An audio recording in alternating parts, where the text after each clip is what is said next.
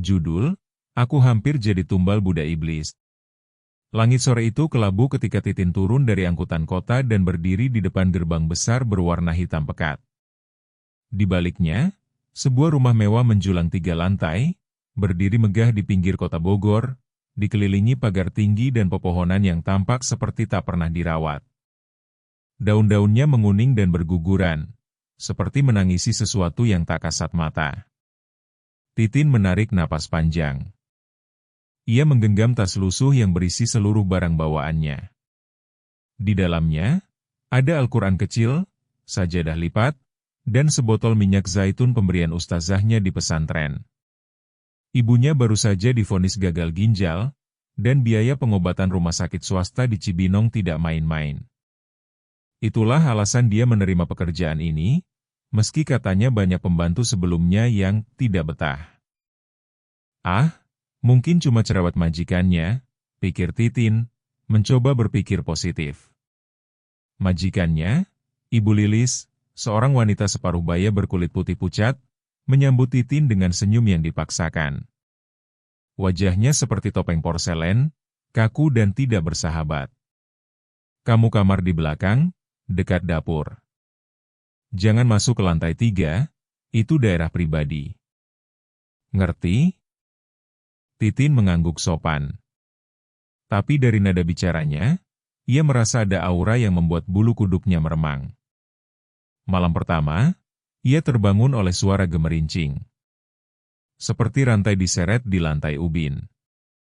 Ketika ia mengintip dari balik tirai jendela dapurnya, ia melihat bayangan wanita berambut panjang berjalan pelan melewati lorong. Padahal, semua lampu rumah sudah dimatikan. Besok paginya, saat bertanya pada pembantu senior bernama Mbak Darmi, wajah perempuan tua itu mendadak pucat.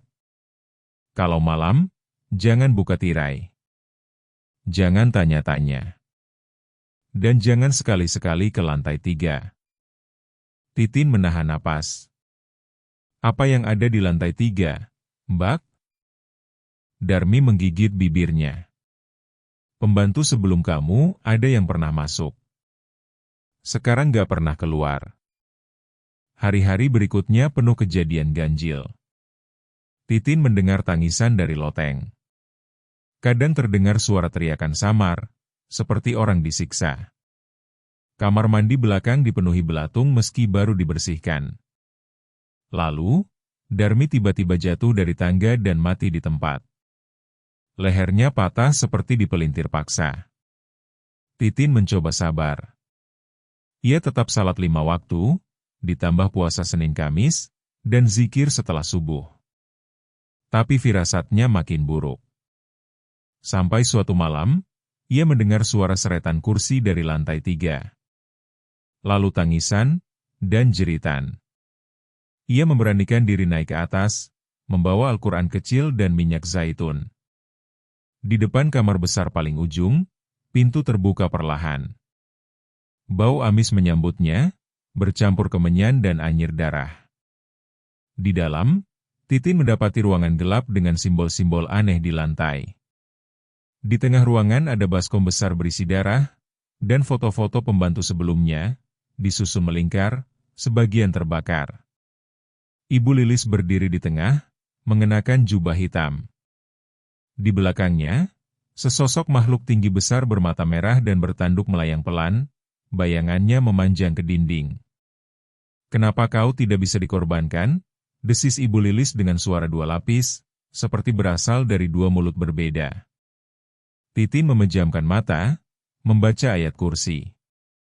Tubuhnya bergetar. Makhluk itu meraung keras. Listrik rumah padam seketika. Titin tidak lari. Ia membuka botol kecil berisi minyak zaitun dan memercikan ke lantai, melafalkan doa pelindung. Suasana makin kacau. Dinding ruangan berdarah, suara tangis dan tawa bergema dari langit-langit. Ibu Lilis memekik, matanya merah, lalu terjatuh ke lantai. Makhluk itu melayang ke arah Titin, namun tubuhnya tertahan cahaya putih yang mulai keluar dari tubuh Titin.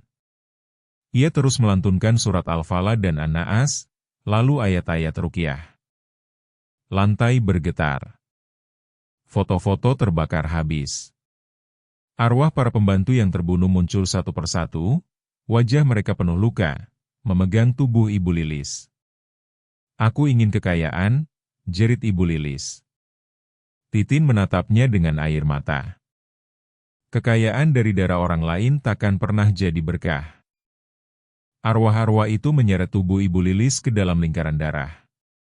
Ia menjerit, tubuhnya terbakar oleh api yang muncul entah dari mana. Makhluk bertanduk itu ikut lenyap, meraung marah, ditelan cahaya putih dari doa-doa yang tak henti Titin baca. Esok harinya, polisi menemukan rumah itu dalam kondisi aneh. Ibu Lilis dinyatakan hilang, padahal lantai 3 penuh bekas ritual. Mereka menemukan catatan harian milik korban-korban sebelumnya, termasuk pengakuan bahwa mereka dijadikan tumbal. Titin tidak banyak bicara. Ia hanya bilang, Ibu Lilis kabur setelah ketahuan melakukan praktik perdukunan. Tapi malam itu, sebelum ia pergi dari rumah itu untuk terakhir kalinya, ia melihat bayangan para pembantu berdiri di halaman, melambaikan tangan dengan senyum tenang. Arwah mereka telah bebas. Titin kembali ke kampung halamannya. Ia mengajar ngaji lagi, seperti dulu.